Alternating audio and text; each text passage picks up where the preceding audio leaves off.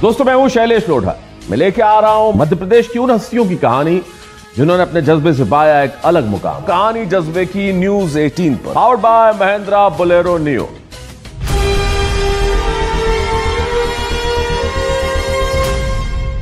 दोस्तों मैं शैलेश लोढ़ा लेकर हाजिर हूं कहानी जज्बे की। हमारे साथ हैं आनंद जादौन साहब। आनंद जादौन साहब, ये जो आपकी कहानी है कि आप किसी स्कूल में मतलब किसी संस्थान में आप पढ़ाते थे, वो संस्थान बिक गया तो बच्चों ने इकट्ठा कर कहा कि नहीं आप आइए यहाँ पढ़ाइए हमें। जी सर, ऐसा हुआ?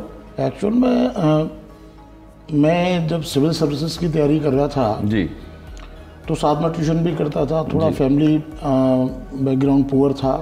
फादर जो है टीचर थे, रिस्पॉन्सिबिलिटी भी ज़्यादा थी जी। तो ट्यूशन के साथ साथ मैं सिविल सर्विसेज की प्रिपरेशन करता था। ग्वालियर में उस समय कोई भी गाइडेंस था ही नहीं। मतलब आईएएस बहुत बड़ी बात हुआ करती थी।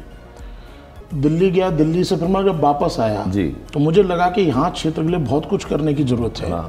तो मैंने बच्चों को वहाँ पढ़ाना स्टार्ट किया और उसमें कोई मनी मेरे आज भी सेकेंडरी रहती है अभी भी।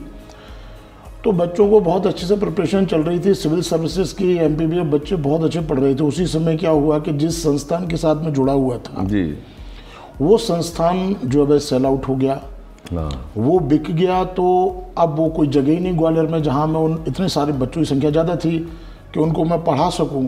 और उसी दिन जिस दिन वो बिका उसी दिन मेरे दादाजी का देहांत हो गया। अब देहांत हो गया तो मैं वहाँ इन्वॉल्व हो गया। बच्चों ने कहा कि अब क्या किया जाए।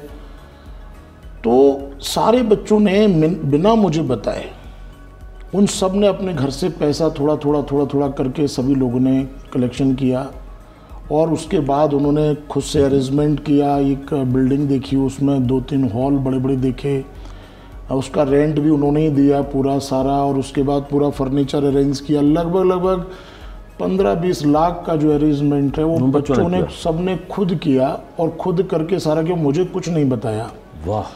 मैं जब दादाजी का वो दूसरा तीसरा दिन होता है शुद्धिकरण के बाद, तो मैंने उनसे बच्चों से कहा, सारे बच्चे आए तो मैंने कहा बेटा कुछ ना कुछ करेंगे, आप कैसे करें, अब देखते हैं कि कहाँ जाएं। तो उन्होंने कहा कि सर आपको कहीं भी जाने की ज़रूरत नहीं है, बस हम आपसे पढ़ना चाहते हैं और हमने सारा अरेंजमेंट कर लिया है। तो आप तो बस आपको कल सुबह आना है, बस आपको 7 बजे बस आना है। तो मैंने कहा ये आना कहाँ है? बोले आपको कहीं नहीं, आपको केवल 30पुर चौराहे पर आना है, वहाँ से हम ले जाएंगे आपको। तो मैं जब सुबह 30पुर चौराहे पर 7 बजे पहुँचा तो बच्चों की वहाँ से लेकर के वो लगभग 500 मीटर तक पूरा उन्होंने सारे फूल वगैरह लेकर के और उसमें करके मेरा जो है भाई मेरे को वहाँ से 500 मीटर तक वो लेकर के गए और ऊपर तक क्लास तक वो पूरा क्लास बिल्कुल सिस्टमेटिक क्लास सारा बना करके। और सारे बच्चों ने कहा कि सर अब आप स्टार्ट कीजिए।